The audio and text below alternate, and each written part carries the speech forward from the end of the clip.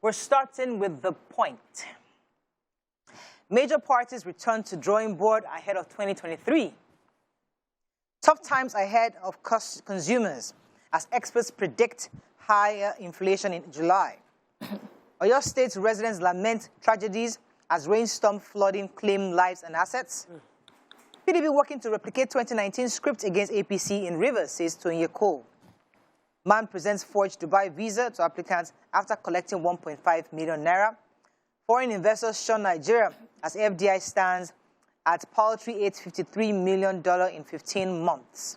Okay, what story are we starting with? Okay, so let me just start with Oyo State residents. Sad story. Of course, we know as a result of the continuous downpour, the residents in Oyo State, in many of the communities, flood-prone communities, have said that it has caused them so many losses. Not less than 12 people have lost their lives because of this. There are many stories, a few stories of children trying to cross a bridge and you know, a wooden bridge that broke right in the middle, and 2 people lost their lives, 5 people in recent times, many homes and properties lost. Of course, because we understand nature and rain, but also they talk about the fact that many of the canals are blocked and also refuse is being dumped in these places. They also admit that government is doing its best to widen canals and build bridges, but many of the other communities feel like they are left out in this construction. And, you know, the government is saying they're doing their best to see what they can do and just forestall this coming in the future. But for now, there are losses that have been, that people have suffered, and, you know, they're sad and they're unhappy about it. Yeah, so a 29-year-old agent, Olani Yitolulokbe Samuel, has been arraigned at the magistrate court sitting in Osogbo, capital of Osun State, over alleged visa scam. So Samuel was accused of fraudulently obtaining the sum of 1.5 million from a Dubai visa applicant, Oniyomi Adewaga, and presented a forged visa document to her. So what happened was that she approached him to get this visa to travel to Dubai, and then made an initial deposit of 700,000. Dubai. I'm telling you. Then afterwards, by the time the forged visa was ready, he collected his balance of 800,000. But then it was discovered, I'm sure, by the time she wanted to travel, it was found that it was a fake visa, and so he was arrested, and the matter has been in court. So though he pleaded guilty and he's been given a bail of 250,000 alongside a surety, the matter has been adjourned and more investigations are ongoing. Oh, I want to take the story of the economy from the point. So this negative prediction that tough times are ahead for consumers within Nigeria. This is based on a lot of analysts giving their own analysis on the challenges. One of the key issues is inflation, which is worsening by the fact that there is petrol scarcity. With petrol scarcity, many filling stations selling above the 190, 165 price right now. With the diesel increase in prices, they said that inflation is going to keep rising at the rate of 20%, especially on food, 20% month on month. They also foresee that even though crude oil prices have moderated slightly so far, the diesel rates would not change much. So food will continue to go up by the rate of at least 20% every month. They also mentioned how petrol would have to go more expensive, diesel isn't going down, and based on all of these indices, inflation will continue to rise. And so people should just get ready for tough times. Okay, moving on quickly now to the Punch. Face off with Aregbesola cost Oyetola re-election, says minister's faction. Monkeypox cases hit 101, highest in 5 years. Lagos businessman accuses police of extortion, petitions IG. Lagos Ibadan Julius Berger repairs long breach after Punch report. Buhari Sanwo-Olu APC mourn Kemi Nelson. Mike Kayao beats Gazama Tidy to emerge NBA president. ASU, NLC plans national protest, police demand notification. Tinubu Shetima APC picked best winning combination, says Adamu. Okay, let me start with the Lagos Ibadan Julius Berger story, because we took it last week. Nima had mentioned that observe that opening. So the Punch reporters also tried to monitor. Julius Berger has sent workers to begin to fix that joint in towards the side from the Opik Berger area.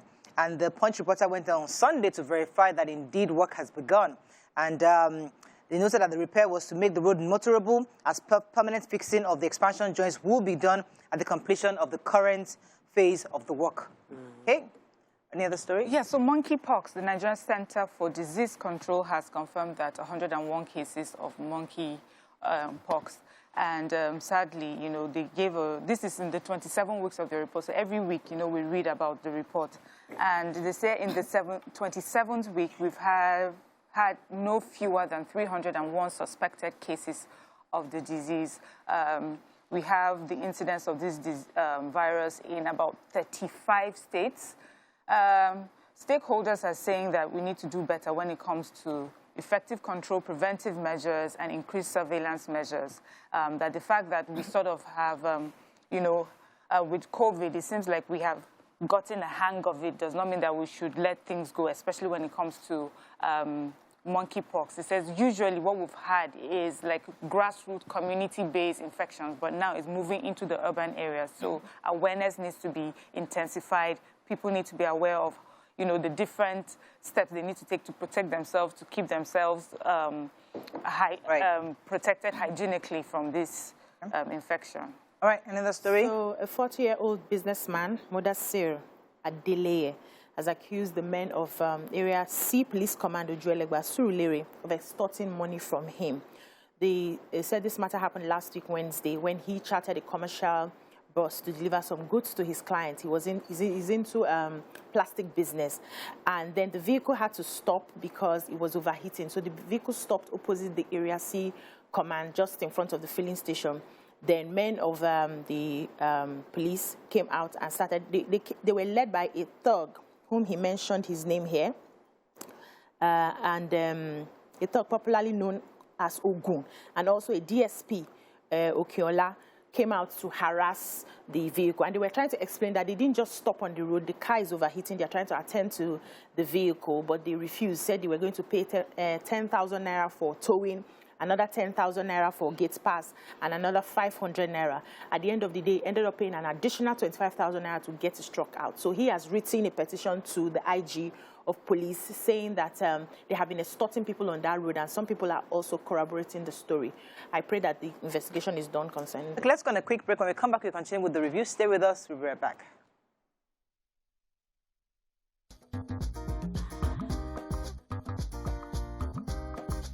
Stay tuned. Your View will be right back. Thanks for staying with us. We're still reviewing Punch, and I have a story from... Yes, so quick one. Importers have shunned the eastern seaports, basically because of insecurity challenges and the cost of clearing the their shipments. The president of Shippers Association of Lagos, Mr. Jonathan Nichols, said the market is in Lagos and many shippers find it easier to clear in Lagos. Even within Lagos, there's a difference between Tinkan and Apapa airports Apapa seaports, so I keep saying airports, that people find the process is easier. It is cheaper for you to clear at Apapa port than in Tinkan port. That the Apapa port even makes the process easier and cheaper. So even though people are going to be using their products in the east, they would rather clear it in Lagos Apapa port because it will be faster and cheaper to do. Right. But they are hoping that if the insecurity challenges in Anambra and in the eastern part of Nigeria goes down, people might start using the eastern ports again. Okay, moving on quickly to Daily Sun. Osun PDP article brag over Adeleke's victory. You can't win war against terrorists by rhetoric, Afenifere tells Buhari. Ex-Lagos APC woman leader Kemi Nelson dies. ASU strike, NLC plans nationwide solidarity protest. APC plans legal action against defecting lawmakers. NDLA arrests drug queen with narcotics in fetish bowls at Lagos airport. IPOB wants Bukachua arrested over hate speech against the Igbos. All right, which story are we starting with? And let me start with the sad passing of Madam Nelson, Kemi Nelson. The president, on behalf of himself and his wife, Aisha, have expressed their condolences to the family. He has also sent his message of condolence to the APC family, to Lagos State, and the people of Lagos State. He noted that she is a woman that has contributed so much to the party, to the evolution, development, sustenance, and relevance of the party in Lagos and also across the country. He also said that she was such a grassroots mobilizer, an achiever who left her footprints wherever she served, and he prays that the Almighty God will grant her husband and family, friends and associates the fortitude to bear her loss. Okay, so PDP is obviously bragging. They said that the outcome of the victory they had in Osun State is a clear indication of what's going to happen in the 2023 elections. If you recall, the PDP won the elections by over 28,000 votes over the weekend, and many of them have celebrated, and they're expecting that this same win is what they will have in the general election. So different people have come forward to celebrate. You see pictures of celebration across Osun State, and it's a hot topic. We'll talk about it in detail a bit later. So let me take the drug story. This is a 27-year-old drug queen, was the word they used, Mrs. Opola Mojidat, and she concealed drugs, according to the way they wrote it, in fetish, scary native black soap and sponges, and gave it to 2 Oman-bound male passengers. So there are 2 men, Raji Babalola and Akimbo Bola Omoniyi. They were both traveling to Oman, and they caught the NDLEA, in searching their luggage, found the drugs in their bags, and they immediately said, no, this bag is not ours, that the woman is still within the airport premises. And so they quickly alerted the security operatives. They caught the woman. The woman played like she was the one that gave them the luggage. So she actually gave them the luggage to give her husband in Oman. But the luggage contained drugs. You know, we've said this thing over and over again. Don't collect something from someone you don't know. I can't believe people still do this. I don't know what their own case will be, but at least they were able to catch the woman there, and the woman was able to say, Thank God for them. as in... If you want to send something, be willing to spend the money to ship it directly to these logistics companies. Even whenever I just say, if you're going to me to pack for you, bring it to my house, pack it. I will pack it together in my house. My brother-in-law is going traveling. I say, whoever wants to give something, let them bring it to the house. We'll pack it together. Let us know what is inside. Don't just collect something that is packed from anybody and take it anywhere. So I have a story, yes. The indigenous people of Biafra, IPOB, are calling for the arrest of Adamu Bukachu of Bauchi State, member of Senate Committee on Foreign Affairs. On his recent comment on national TV, there was a program that he spoke, and he described the Southeast as a home to criminals, and rebels deserved to be eliminated. So IPOB spokesperson Ima Powerful has described this utterance as inciting and capable of attracting genocide, saying that with everything that is happening, when he's comparing the banditry happening in the southeast, it cannot even be compared to the northeast. And no Nigerian, no Nigerian is calling that the people of the north be eliminated because of what is happening there. And he's calling out to international organizations also to, hold him and, quiz him for yourself. I'm just like, I don't understand how. Long. I just don't want to break it down one. I would really like to read that, because this kind of person should actually be arrested. Be careful, yes, it's wrong. It's totally wrong. Moving on now to Vanguard. Osun factions that gave Adeleke victory, we'll talk about that later. Alleged murder, widow of late journalist Salem slams $17 million suit against federal government. Our massacre were determined to dislodge criminals from our forest reserve, says Amotekun. Fiscal transparency, FG disburses 352 billion naira to states. Buhari diehards amongst almost killed me for exposing his incompetence, says Yakasai. Strike, students desperate to switch to private universities, says investigation. Why I had surgery in Nigeria, says Osinbajo. Okay, which story are we starting with? The strike. The strike started February 14 until now. They have had negotiations back and forth. Nothing has happened. So students are basically frustrated, and some of them are already applying to see how they can switch from the public universities to the private universities. Unfortunately, there's a law that says for you to graduate from a university, you must spend 3 years. So if you're more than 3 years in a public, you've passed 300 level in a public university, it's difficult to go to a private university because you have to go back to 200 level.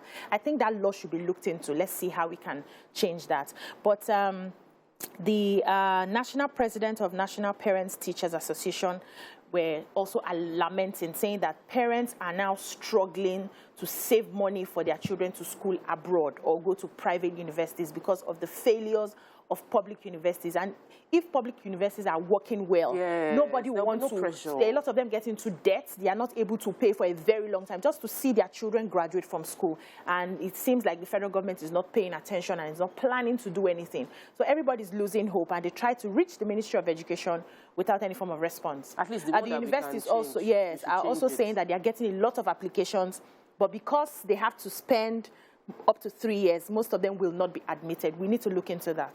Honestly, I want to take the story of a really sad story. A reporter from Vanguard newspaper. He covers the House of Representatives. His name is Tudo Salem. He's late already, and his wife has sued the federal government to the Court of Justice for the ECOWAS, Economic Community of West Africa, saying that the circumstances around the death of her husband is not clear.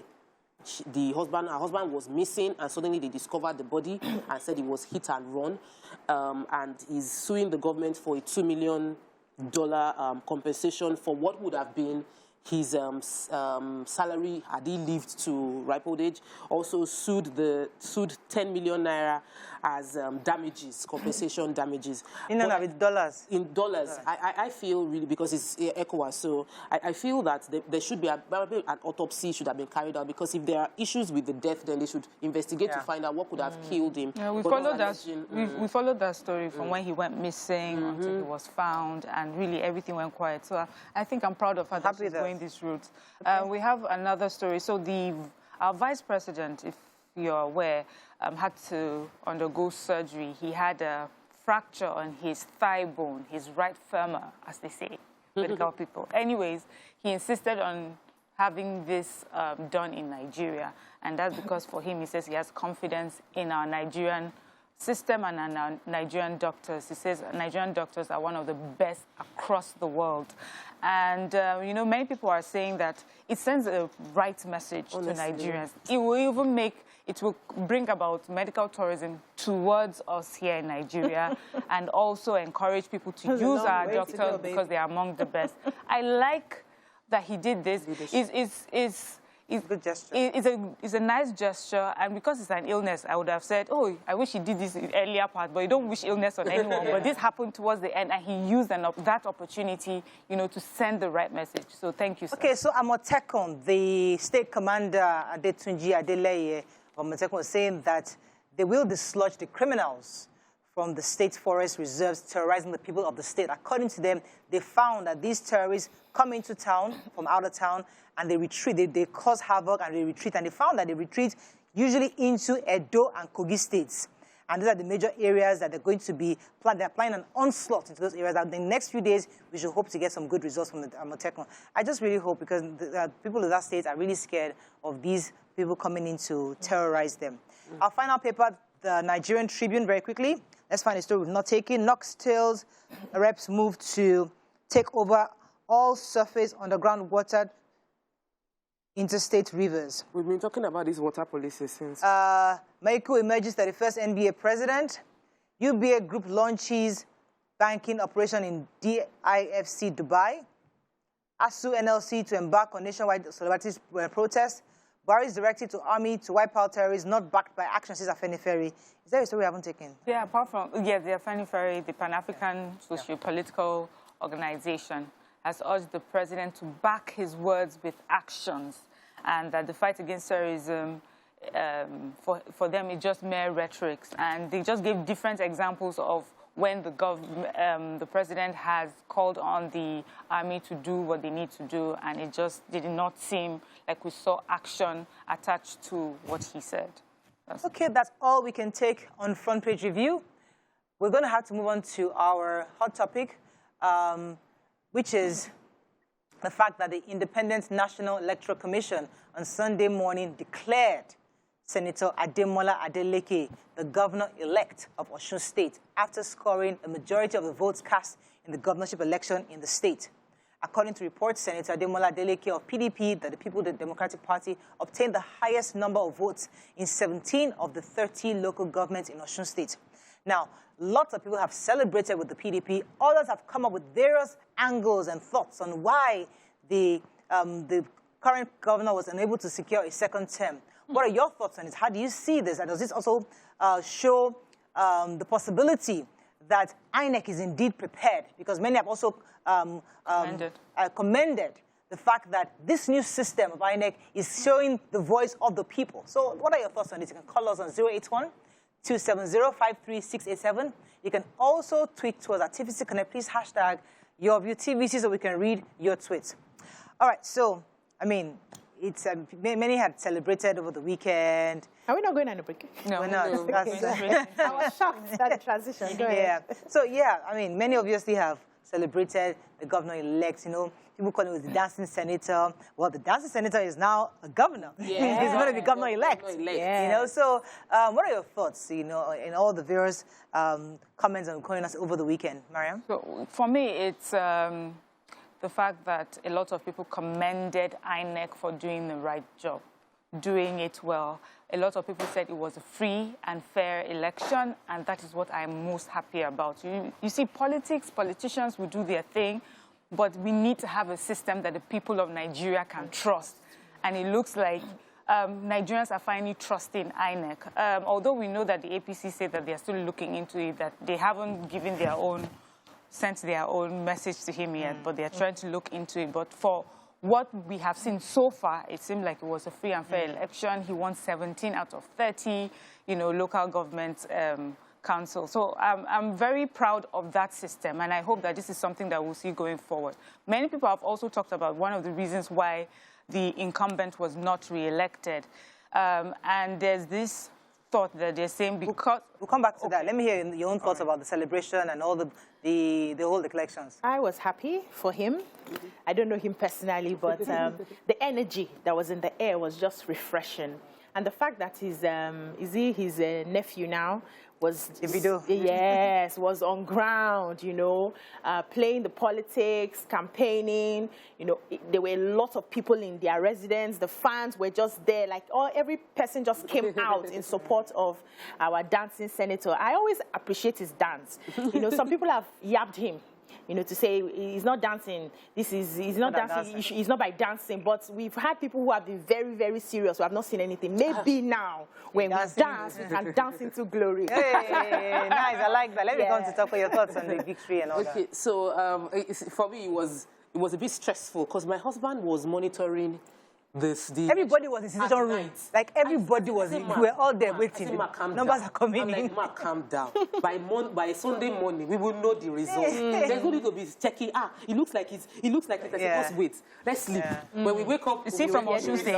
Was it waiting for him? No. People were sending in messages. No, he has a friend who is contesting for a political opposition based on APC. So his own calculation was if PDP wins, it might affect his friends' election opportunities, you know. So, but for me, it is, I like when it seems our vote is counting, because one of the biggest challenge towards our electioneering process is that people feel our votes don't count. When we vote, they can still manipulate it at some point, and then we will get a different person. So we've seen it in Edo State.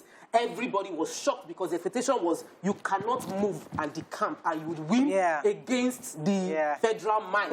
But we now have a system where people's votes count. And Ambra State also happened. Now, so we've had consecutively where people went against the norm, seemingly, and their votes count. So it might start building confidence of people towards the next round of election to go and vote. I was reading one of Asiwaju Bola Ahmed Tinubu's quotes in the past. He said, there was something like that was really interesting. He said, in a democracy, those who cannot accept the pain of loss do not deserve the joy of victory. Wow. This is Asiwaju Bola Ahmed Tinubu that said this some time ago.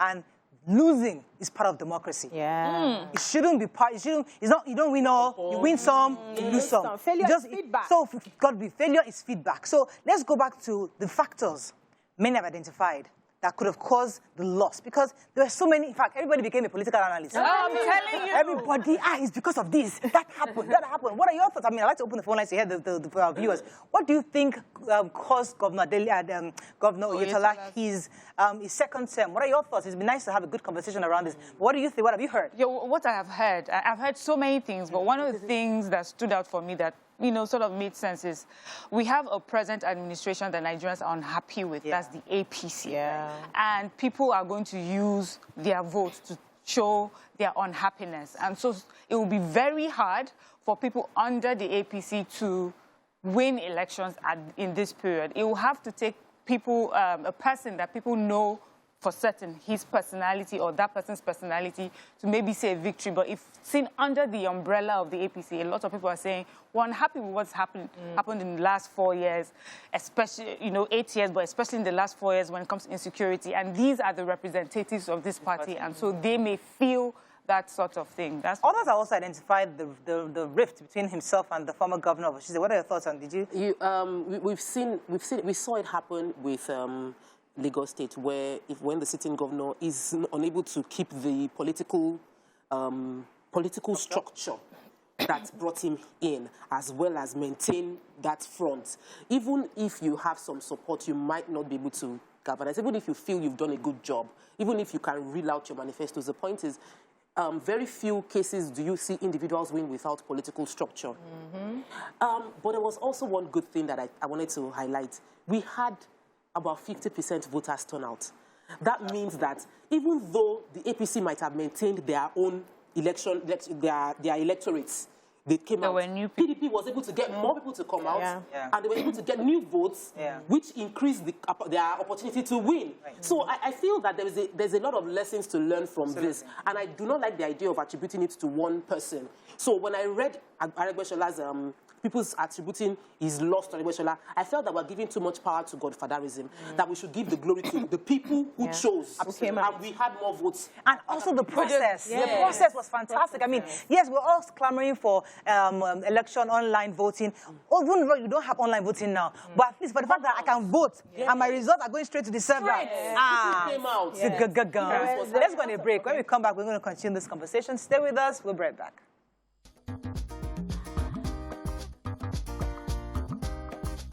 Stay tuned. Your View will be right back.